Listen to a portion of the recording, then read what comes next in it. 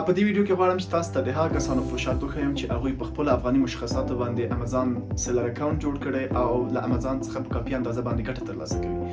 دلته تاسو لیدلی شئ چې مختلف نوع کسان دي او مختلف نوع فروشات یې کړي.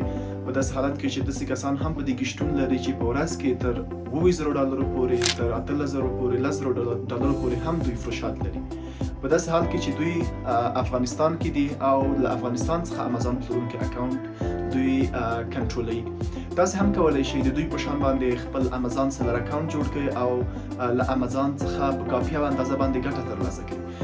صحیح دی، مختلف نوع مشکلات یا مختلف نوع پوښتنو سره یا مختلف نوع خبرو سره شاید تاسو مخ شئ. یعنی کله چې امازان سیلر اکاونټ جوړوئ، کله چې تاسو پروډکټ هند کوئ، کله چې تاسو پروډکټ سورس کوئ، صحیح دی، هر کار کې مشکل شته، هر کار سخت اوسیږي، هر کار کې لومړی که څومره ساده او اسانه هم اوسیږي په هغې کې هغه چیلنجینګ کارونه شته یا هغه مشکلات شته دي چې موږ ورسره مخ کیږو. اوس دا په دې معنا نشو چې موږ نشو کولی په خپل افغاني مشخصاتو له افغانستان څخه امازان پلورونکی اکاونټ خلاص کړو. لکه څنګه مې چې یادونه وکړل چې صحیح دی، هر کار کې لوړې ژورې شته دي. یعنی دا اوس په دې معنا باندې نشو یو څوک یو مشکل سره مخ کیږي، هر مشکل بیرته رای حل لري.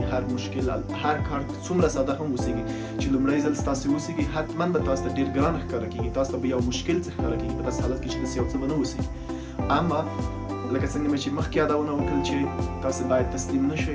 هر کار چې دی تاسو په صحیح توګه منظم ډول باندې مخ باندې ویسئ.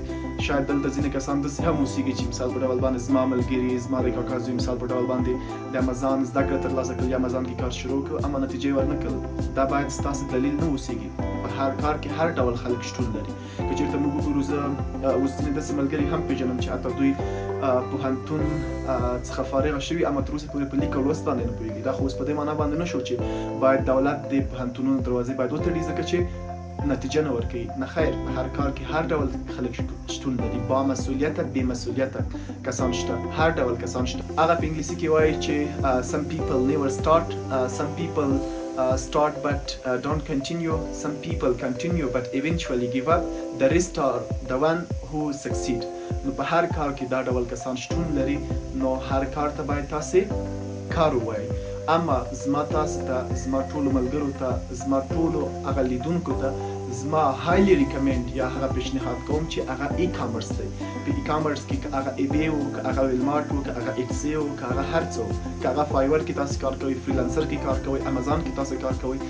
زما هدف دلته دا دی چې زه خپل افغان ځوانان باید ای کامرس خواته راوهڅوم. ځکه ای کامرس هغه څه دی چې تاسو په خپل مالی استقلالات ته ورباندې رسېدلی شي او په ډېره اسانه باندې پرته له زیات وخت نیولو څخه او پرته له فزیکي ستړیا او فزیکي خوارتیا څخه.